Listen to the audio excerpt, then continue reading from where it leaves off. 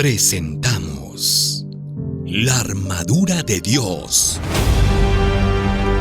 Un libro que enseña a orar cuando no tienes ganas de orar.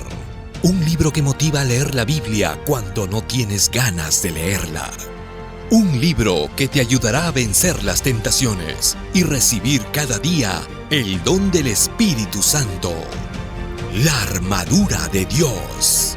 Conoce cómo vivir cada día en la presencia de Jesús.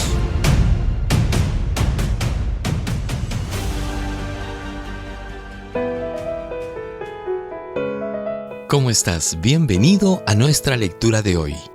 Día 31.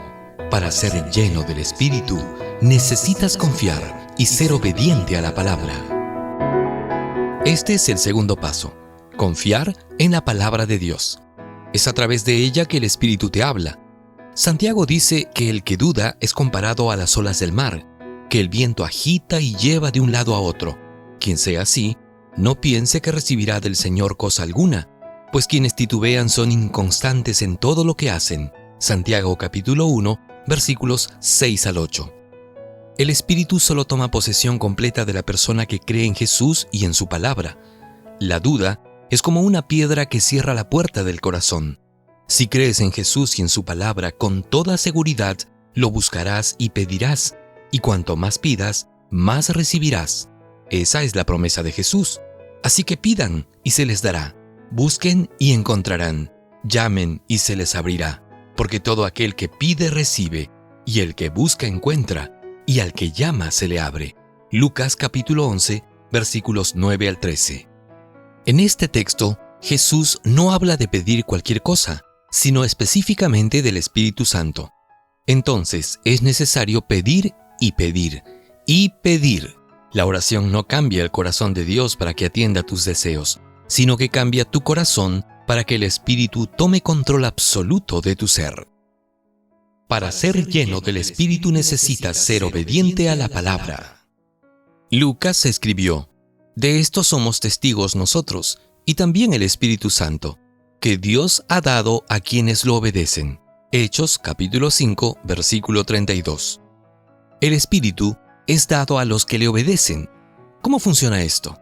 Ya vimos que el primer trabajo que el Espíritu realiza en la vida del creyente es convencerlo de pecado. Lo hace a través de su palabra. Si te deparas con la palabra de Dios y la obedeces, el Espíritu te habla de forma más clara. Y si continúas obedeciéndole, el Espíritu te habla cada vez más y más, hasta tomar posesión completa de tu ser. La obediencia te capacita para recibir cada día más verdades. En la medida que obedezcas, te vuelves cada día más sensible a la voz del Espíritu, hasta llegar a recibir la lluvia tardía, o sea, la plenitud de su obra. Jamás pienses que si recibes un mensaje y lo rechazas, continuarás siendo sensible a la voz del Espíritu.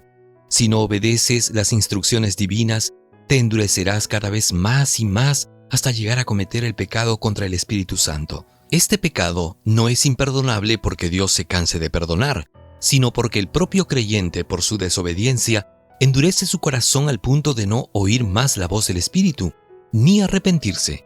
Y sin arrepentimiento no existe perdón, porque Dios no puede perdonar a nadie por la fuerza. La persona tiene que pedir perdón para ser perdonada. Un peligro imperceptible. Conversé durante un campamento con un buen hermano que me dijo: Pastor, desde mi conversión y por la gracia divina he tratado de seguir todas las instrucciones divinas. Lo único que me falta es ser completamente fiel en el sagrado diezmo. La situación de muchos creyentes sinceros es la misma de este hermano. No es el hecho de que no crean que el diezmo le pertenece a Dios, sino, como decía otra persona, cuando recibo mi sueldo y hago las cuentas, no me sobra nada para devolverle al Señor. El drama espiritual es que estas mismas personas claman a Dios por la plenitud del Espíritu, siendo capaces de realizar vigilias y ayunos o cualquier otro tipo de sacrificio para alcanzar la lluvia tardía, pero no son fieles en reconocer a Dios como el dueño de todo. Si al recibir tu sueldo, lo primero que haces es una lista de las cuentas que necesitas pagar, percibirás que raramente va a sobrar dinero para devolverle el sagrado diezmo al Señor. El diezmo no es una opción humana, no es algo que se devuelve solo si sobra dinero. es lo primero que se aparta de los ingresos que se recibe.